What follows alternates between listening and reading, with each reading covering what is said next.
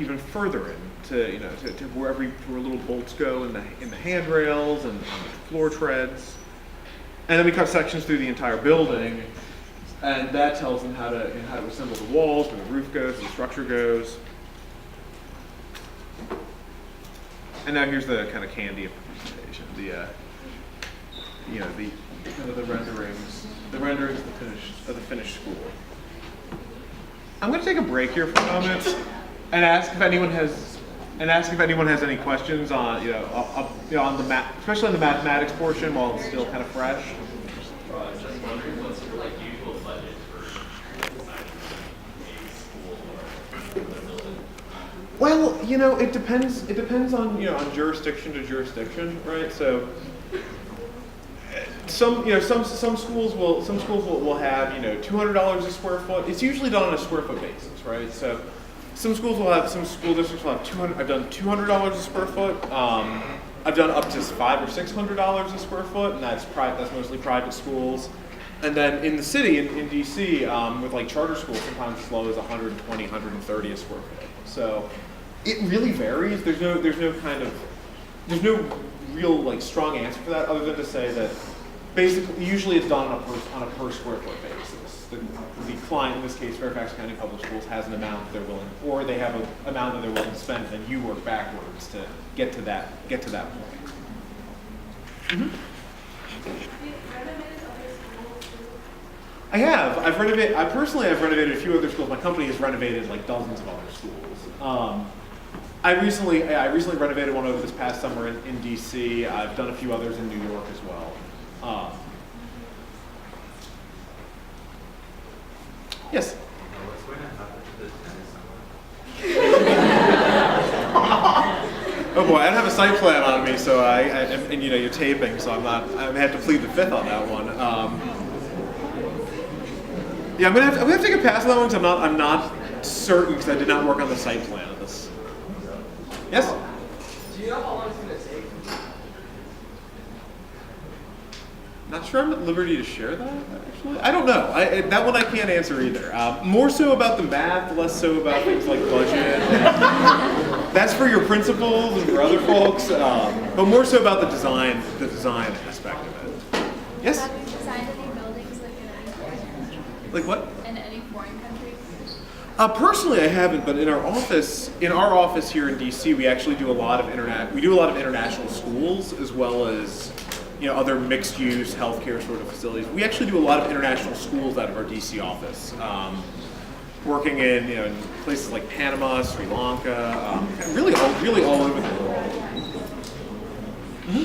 How long did it take you to come up with the design, all the math? This one we spent about a year and a half on, actually. So the process usually goes that we start off with going out and just kind of meeting with some people from kind of leadership in the Fairfax County Public School headquarters, and some of your principals and assistant principals, and we start planning stuff out in a very kind of broad, large scale level. And then once we kind of get that down, then we kind of drill down even further, into. I'm going to go back to a few slides. So basically, in the beginning, we just kind of get it at this level, right? We kind of figure out where everything's going. It's not nearly as detailed as this. And then once we start getting down to these, kind of more fine levels, then we have to come back and present it. We go through meetings. And then once everything's kind of all set, then we really get into doing stuff at these scales, right? Then we really start kind of just diving into it. And this stuff, we probably had about 6 months where we were just kind of heads down, focused on figuring out exactly where every single thing goes. Mm-hmm. What's the difference between an architect and an architectural engineer? So, actually, I'm not familiar with the term architectural engineer.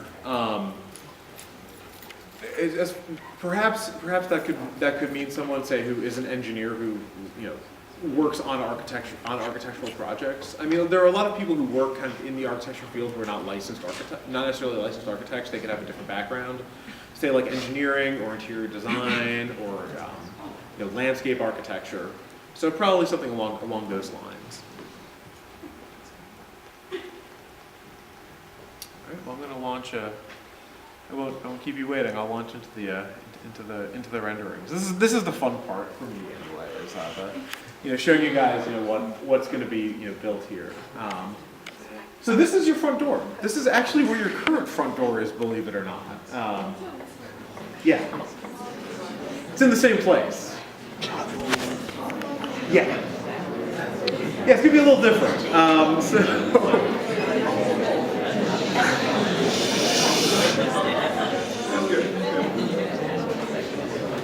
Yeah, it's really kind of hard to believe that this is the same. This is actually the same place as your current front door, but it is actually this room right here will be the lecture hall. So the room we're in right now. It's gonna have some windows in it. Look at this. You're gonna be able to see out and see things. So when you walk in the front door, you're gonna wind up. You're going to walk in. You're gonna walk in. Guys, please like save your comments for the end. Thank you. Trust me, I will be doing another round of questions. So, so you walk in the front door. You're actually coming in over here, and to your left there's a kind of a two-story space, and it seems a little strange, but there's a reason. The reason for that is that this is all windows up here. So the idea is that it's throwing light down into the space. And these are actually windows. The library is actually going to be on the second floor when it's all said and done. And this is a window into that that courtyard off of the courtyard that kind of lies in the middle of the building. That courtyard, I think it's used occasionally now, but the way that we're designing the renovation, the courtyards are going to all be much more heavily used and much more available for use, and much better connected into the interior of the building. So this is kind of my favorite image. So this is the new part of the store. This is the space that we were looking at with the staircase, right?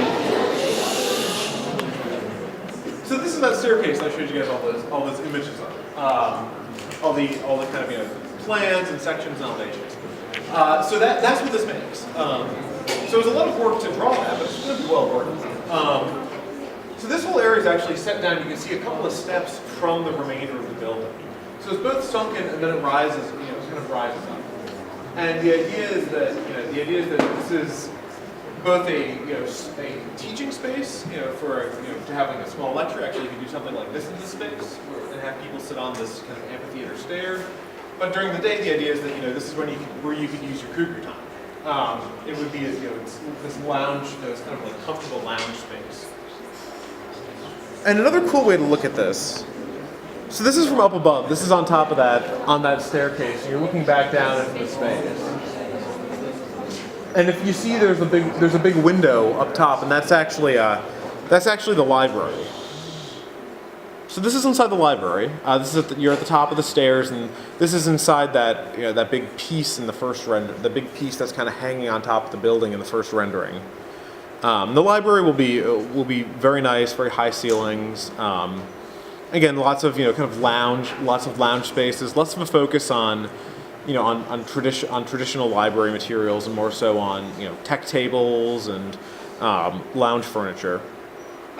So scattered throughout the building, and again connecting back into the courtyards is these commons, the student commons, and the idea is that these are not instructional spaces; these are spaces for you guys.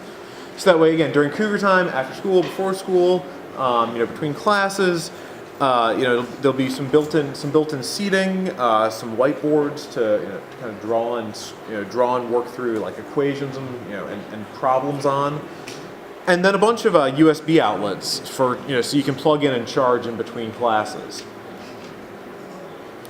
And then in the center of the building, there's going to be two of these type of rooms, kind of stacked on top of each other, and they're calling them project-based learning labs. They're somewhere in between a traditional classroom and a makerspace. Not all the way to a makerspace, but more of kind of an interstitial tech-based makerspace.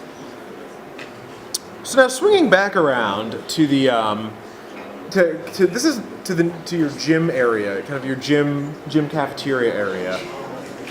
So this is going to be the new lobby for the gymnasium. Coming in off of Sutton Road.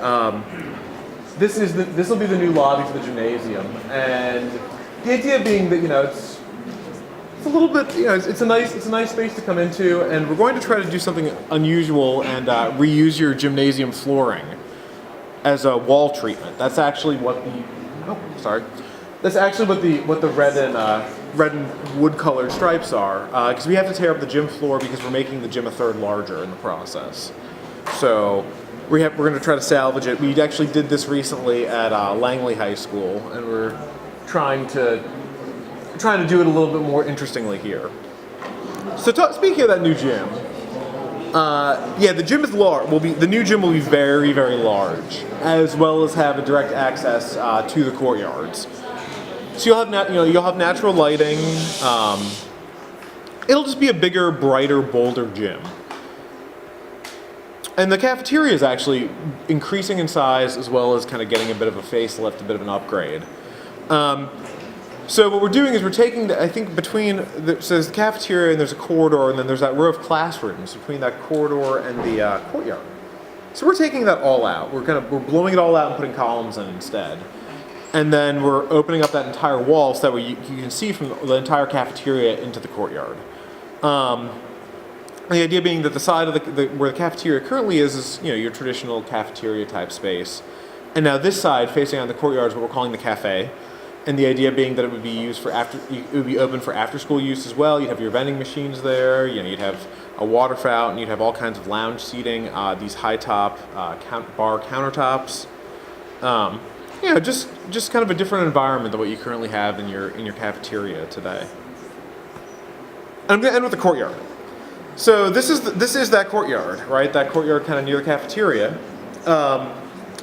And we're going to be doing a lot of work. This is representative to what we're intending to do in all 6 of the courtyards. I say 6 because we're adding one. We're adding a courtyard in the process. And all of that up above that's the library right there.